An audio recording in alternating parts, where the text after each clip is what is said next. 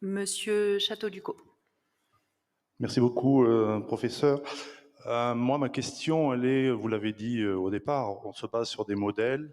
On sait que ça n'ira pas mieux, mais peut-être que ça sera pire. Moi, je voulais connaître, bon, je crois que c'était l'année dernière, il y a eu le fait que les scientifiques ont avoué qu'il y avait un effet d'emballement qui n'avait pas été pris en compte lors des derniers rapports. Quel est le pourcentage d'erreurs que ce soit pire à la limite que ce qu'on nous annonce, parce que bon, pour l'instant on sait qu'il faut agir immédiatement et le plus vite possible, mais l'idée c'est d'aller encore plus vite que ça. Donc quel est le pourcentage que les scientifiques donnent à une marge d'erreur pour que ce soit éventuellement pire? Alors, il n'y a pas aujourd'hui d'emballement au sens où cette relation que je vous disais entre la quantité de CO2 et de réchauffement, on reste sur quelque chose qui est ce qu'on connaît et qu'on comprend très bien. Par contre, la manière dont ça se manifeste, par exemple en Europe, là, on atteint des niveaux de température, des choses que les modèles qui régionalisent les effets du changement climatique ne donnaient pas pour un tel niveau de réchauffement mondial. Donc, on n'est pas sur un emballement du réchauffement mondial, ce qui serait encore plus problématique.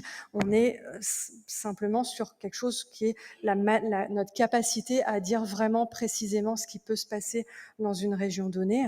Et après, on a dans une région des effets, par exemple, pour nous en Europe, on a une fonte des glaciers pyrénéens et alpins qui amène une rétroaction comme dans les zones polaires. On a des aérosols refroidissants qui ont aussi beaucoup chuté ces dernières décennies. Donc tout ça, ça vient moduler aussi ce qui se passe localement et potentiellement amener une rétroaction. Donc, ce qu'on n'avait pas anticipé, c'est la manière dont ça se manifeste aujourd'hui, notamment à l'échelle de l'Europe et pour certaines autres régions du monde où ça arrive de manière plus rapide. Après, dans les modèles, on a des relations physiques qui sont déduites du monde tel qu'on peut l'observer aujourd'hui et le documenter aujourd'hui. Dès lors qu'on dépasse le niveau de réchauffement pour lequel on a de l'information scientifique, on entre aussi dans l'inconnu de est-ce que nos relations physiques, elles restent robustes si on est à 3 degrés. Donc aujourd'hui, quand on amène les modèles même à 4 degrés de réchauffement, on ne voit pas d'emballement à l'échelle mondiale. Après, on peut avoir localement des effets d'emballement, on peut avoir un assèchement massif, par exemple, de l'Amazonie. Si on combine de la déforestation importante et le réchauffement, on n'est pas à l'abri d'un emballement local avec une aridification, un assèchement de l'Amazonie.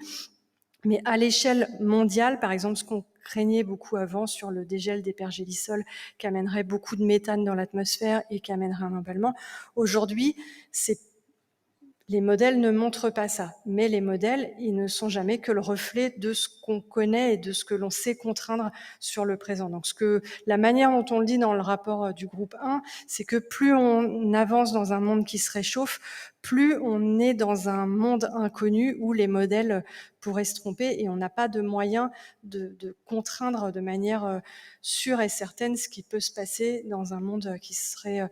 Alors, il y a une partie, par exemple, sur la montée du niveau des mers, où là, on utilise les données paléo qu'on peut avoir et on sait à peu près pour tel niveau de CO2, même dans les climats beaucoup plus chauds, où était le niveau des océans. Donc ça, c'est quelque chose pour lequel on a des contraintes, mais on a beaucoup d'effets physiques régionaux où on peut tout simplement pas, on n'a pas suffisamment d'informations dans les enregistrements paléo et surtout, le changement se fait de manière tellement rapide que c'est pas la même chose d'avoir un enregistrement paléo dans des mondes qui se sont transformés graduellement sur des millions d'années, ou dans le cas d'un changement comme là où ça se passe sur 200 ans. Donc plus on réchauffe, plus on prend le risque, enfin plus on est dans l'inconnu aussi du point de vue des modèles. C'est pour ça que la relation, par exemple, euh, niveau de réchauffement mondial en fonction du CO2 cumulé, celle qui sert à déterminer les budgets carbone, on ne met les projections que jusqu'en 2050 parce qu'au-delà, on sait que les modèles que les modèles sont la réponse linéaire des modèles n'est pas quelque chose qui est complètement dont on peut être certain. Et on ne pourra jamais en être certain. Il y a une limite à ce que l'on peut projeter puisqu'on dépend du monde actuel. Merci beaucoup. En conclusion, Madame Lecomte.